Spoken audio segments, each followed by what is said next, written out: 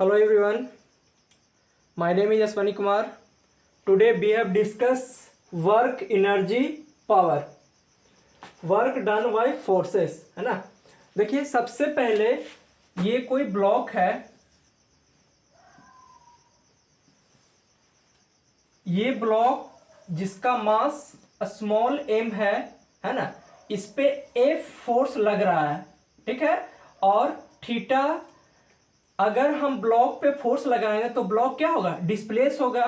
तो theta angle between force and displacement, तो block पे मैंने फोर्स लगाया तो इसका डिस्प्लेसमेंट एस होगा, ठीक है।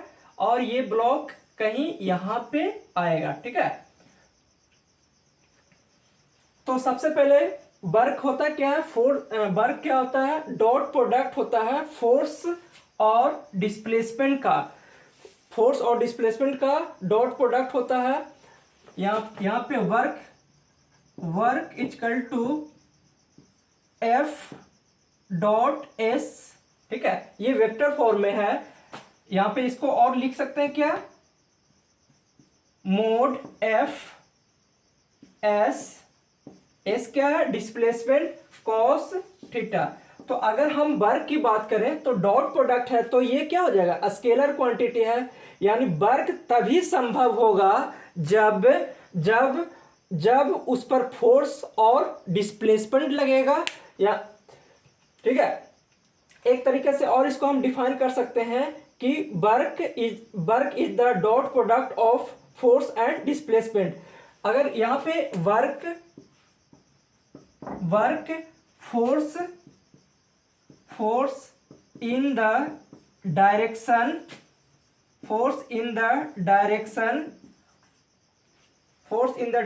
of displacement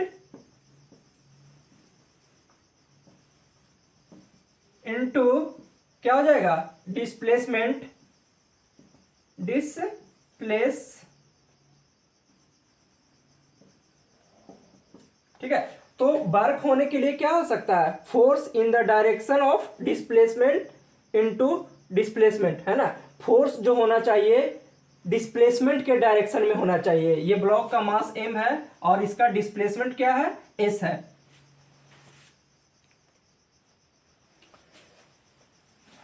क्या है, वर्क स्केलर क्वांटिटी है, इट इज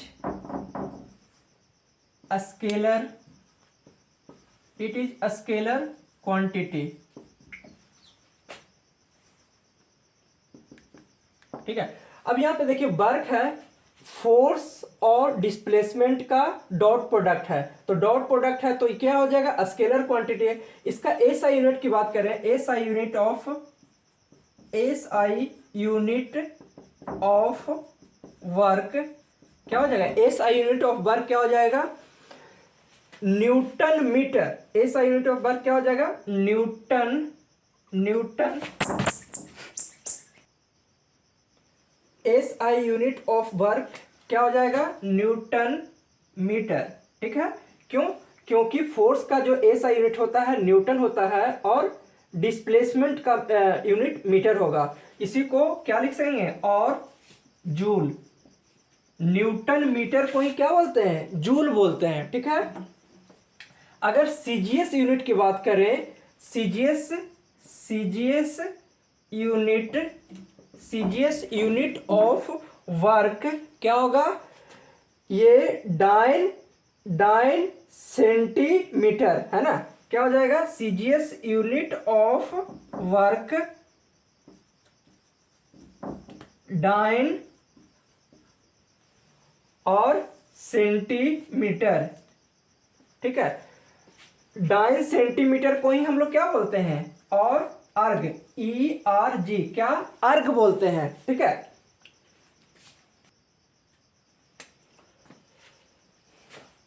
एक जूल बराबर क्या होता है, एक जूल बराबर 10 के पावर 7 अर्ग होता है। वन जूल इक्वल टू क्या होता है, 10 के पावर 7 अर्ग होता है, ठीक है। ये क्या होता है, 1 जूल बराबर 10 के पावर 7 है। यानी हम कह सकते हैं कि वर्क तभी होगा जब वस्तु वस्तु क्या हो, वस्तु पर बल लगे और वो वस्तु क्या हो, डिस्प्लेस हो, है ना। यानी एक तरीके से बोल सकते हैं कि वर्क बराबर एफ डॉट एस या एफ एस कॉस थीटा। तीन इसका स्पेशल केस है ना। क्या कि जब वर्क पॉजिटिव होगा, वर्क निगेटिव होगा और वर्क जीरो होगा। तो आइए पहला केस को देखते हैं। जब फर्स्ट केस में क्या है, फर्स्ट केस में क्या है, when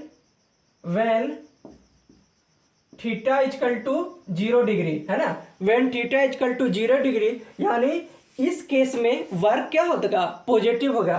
कहने का मतलब ये कोई ब्लॉक है, जो ब्लॉक यहाँ पे रखा है, ब्लॉक और डिस्प्लेसमेंट, यानी फोर्स इधर लग रहा है और डिस्प्लेसमेंट भी इधर होगा। यानी पहला केस है ब्लॉक इधर मूव करेगा, यानी फोर्स इधर लगेगा और ब्लॉक का डिस्प्लेसमेंट भी इधर ही हो, है ना। तो इस केस में यानी दोनों के बीच में जो एंगल होगा 0 डिग्री होगा। तो यहाँ पे हम देखेंगे तो वर्क क्या हो जाएगा, ये W बराबर F dot S cos theta, है ना। F dot S cos theta, यहाँ पर थीटा का वैल्यू क्या हो जाएगा, 0 डिग्री, यानी F dot S cos 0। Cos 0 का वैल्यू क्या है, कॉस 0 का वैल्यू क्या होगा, 1 होता है। यानी W बराबर यहाँ पे एफ डॉट एस होगा। केस नंबर दूसरा देखते हैं, केस 2 देखते हैं। ठीक है, देखिए जब फोर्स इधर लगेगा, ठीक है, फोर्स इधर लगेगा और डिस्प्लेसमेंट इधर लगेगा, ठीक है, यानी फोर्स इधर लग रहा है और डिस्प्लेसमेंट इधर हो रहा है। तो ये क्या है, केस सेकंड है। तो इस केस में हम देखेंगे W बराबर क्या हो जाएगा, एफ एस कॉस थीटा। तो यहाँ पे एंगल देखिए, यहाँ पे थीटा बराबर क्या हो जाएगा, थीटा बराबर 180 डिग्री होगा। यहाँ पे क्या हो जाएगा, थीटा बराबर क्या हो जाएगा, 180 डिग्री। क्यों, यहाँ पे फोर्स इधर, डिस्प्लेसमेंट इधर हो रहा है ना।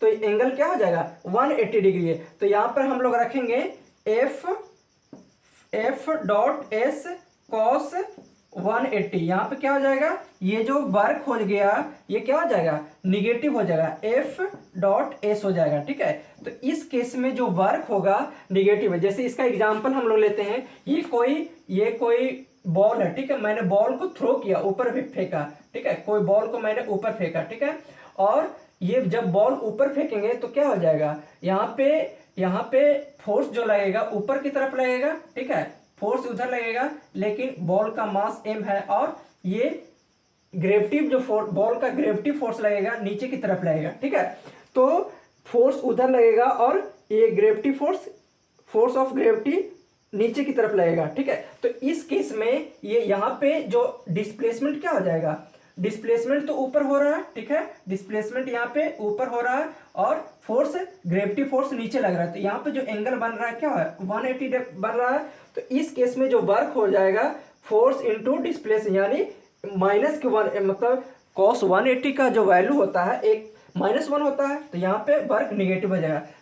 केस तीसरा क्या है, केस थर्ड है थीटा बराबर 90 डिग्री। ठीक है, ये कब होगा, ये सर्कुलर मोशन के केस में कोई भी ऑब्जेक्ट है, ठीक है, ये सर्कुलर में डिस्प्लेसमेंट उधर हो रहा है और फोर्स सेंटर की तरफ लगेगा। ठीक है, यहाँ पे डिस्प्लेसमेंट है, डिस्प्लेसमेंट और फोर्स अंदर की तरफ लगेगा। तो इस केस में ये दोनों क्या हो जाएगा, परपेंडिकुलर होगा, फोर्स और डिस्प्लेसमेंट परपेंडिकुलर हो जाएगा। तो W बराबर क्या हो जाएगा, force into S, F dot S हो जाएगा।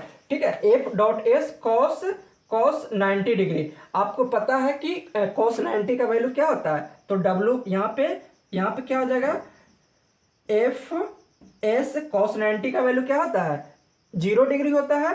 तो यहाँ पे इंटू 0 करेंगे तो क्या हो जाएगा, W बराबर 0, यानी वर्क यहाँ पे क्या हो जाएगा, 0 हो जाएगा। यानी केस थर्ड जो होगा वो उस केस में वर्क डन या वर्क 0 होगा। ठीक है,